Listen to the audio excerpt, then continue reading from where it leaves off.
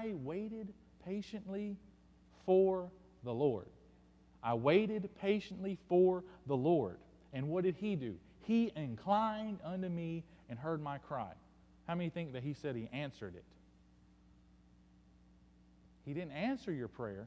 He inclined. Let me explain, because I looked that up. I wanted to make sure I understood what that means. To incline is like an inclination. An inclination is when someone gives you their attention in this situation. In this sentence, inclination would be getting someone's attention. So I say, Dale. Dale looks up at me. I have his attention. Right? He's looking at me. He nodded. That's part of the nod was an inclination that he is listening to me. So when we wait patiently for the Lord, it's like you got God's attention. Let me tell you a story about some children. Okay? We've all had them. Okay? So we have been around them. Okay? We've been in the world to know a little bit about children, okay? And a child comes up to you, okay? And he's wanting something, okay? And what do we tell him to do? We tell him to wait. If it's not important to him, he will go back and play and forget all about his request. But if he sits there and waits, and he's like, okay, I'll wait. We know what he's got to say has got to be important. Aren't we God's children? Doesn't He treat us the same way? If He tells us to wait, and then we just go about the rest of our religious walk, or okay, I'll go to church and keep on doing what I'm doing, and maybe He'll answer. Or if we're like, okay, God, I'll wait. And we stand there next to His presence. And we read our Bible. We get into the Word. We go to church faithfully. And we do everything that we can. And we're still waiting. And we still keep asking. We cry a little bit about our request. And we really are serious. Don't you think you got God's attention? We fast a little bit. Whoa, then God's might raise that eyebrow a little bit when we start doing that. You got God's attention. He has inclined unto you. You've gotten His attention when you wait patiently, not when we're a whining child. Daddy, daddy, daddy, daddy, daddy, daddy, daddy, daddy. I hate that, don't you? That's one thing I can't stand is when they yank on the arm and it's daddy, daddy, daddy. I mean, how many times would if I went up to Brother Monia, Gary, Gary, Gary, Gary, Gary, Gary, Gary, he'd probably haul off and hit me. Right? And if God hit us, we'd really feel it, wouldn't we? But don't we do that every time we go to bed at night? God, you know I still want that car. God, you know so-and-so's still sick, and you know we really need them to be healed. You know my finances really aren't doing good. But do we really care? Or is it the same prayer every night? Just real quick, spit it out there. So-and-so needs to be healed. She's on the prayer request in the Sunday school class. I'm just going to mention it, God. But do we really care? Have we really checked our request? Have we checked our heart for that request? Or are we just the little child on God's arm? God, God, God, God, God, God, God, God, I need your attention. Sounds like someone having to go to the bathroom, don't it? Yes, I said that too.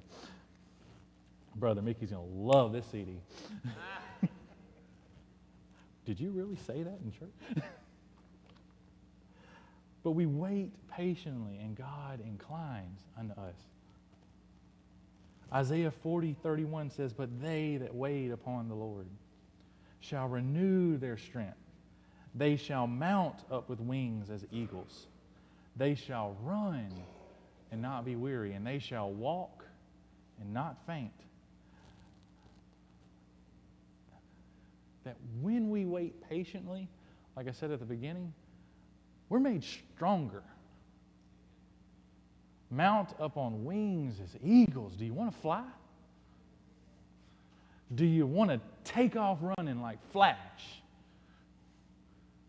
Do you want to walk and take it slow and not be tired after the run? Not faint. It's in the waiting. It's in the waiting. Waiting patiently. Number 4. I got 2 more points. Praise Him for what He has done in the past. Praise Him for what He has done in the past. This is like when you're in the waiting room at the hospital, you kind of get busy. You get your mind busy. Get your mind off of what you're going through. And this is what you can do in the waiting room of God, is start thinking about what He did for you and for others in the past.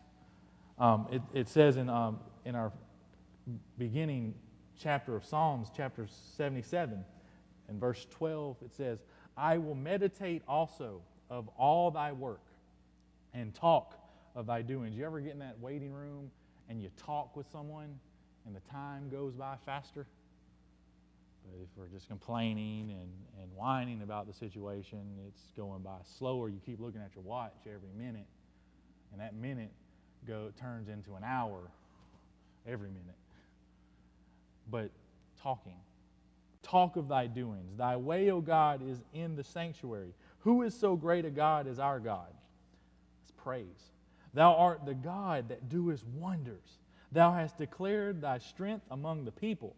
Thou hast with thine arm redeemed thy people, the sons of Jacob and Joseph.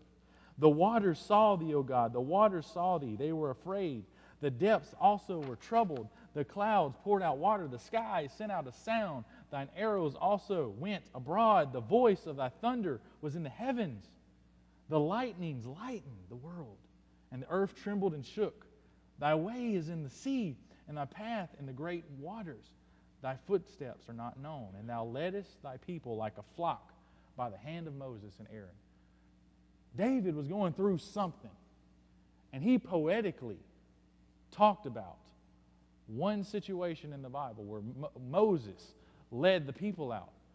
Doesn't that sound a whole lot better than the way they put it in Exodus? So poetically wrote it because he was thinking about what God did in the past. And he stopped dwelling on his circumstance, and he realized the amazing, awesome thing that took place when he wasn't even born. How amazing is that? That we can dwell on what God did for others in a certain situation like yours.